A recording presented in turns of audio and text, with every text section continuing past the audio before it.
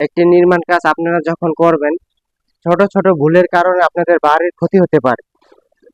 তো এই ছাদের সম্পূর্ণ লোড কিন্তু আপনাদের বাড়ির ভীমের মাধ্যমে কলমে স্থাপন করে।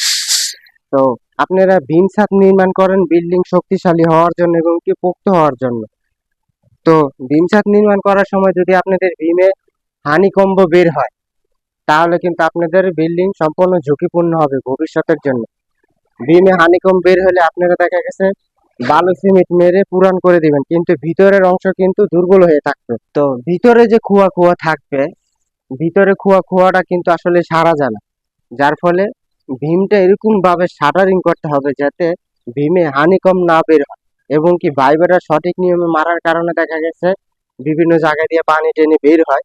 এইসব ছোট ছোট ভুলের কারণে কিন্তু আপনাদের বিল্ডিং এর ভীমগুলোর ক্ষতি হয়।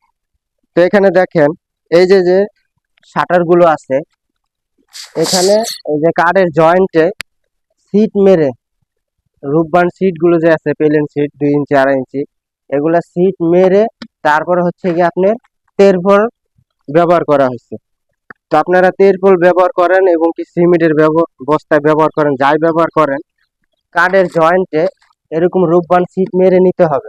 সিট মারলে কি হবে, দেখা গেছে আপনারা যখন শাটারটা করবেন তখন দেখা গেছে ঢালাইয়ের সময় রডমট বাঁধার সময় বস্তা টস্তা ফুটা হয়ে যায়।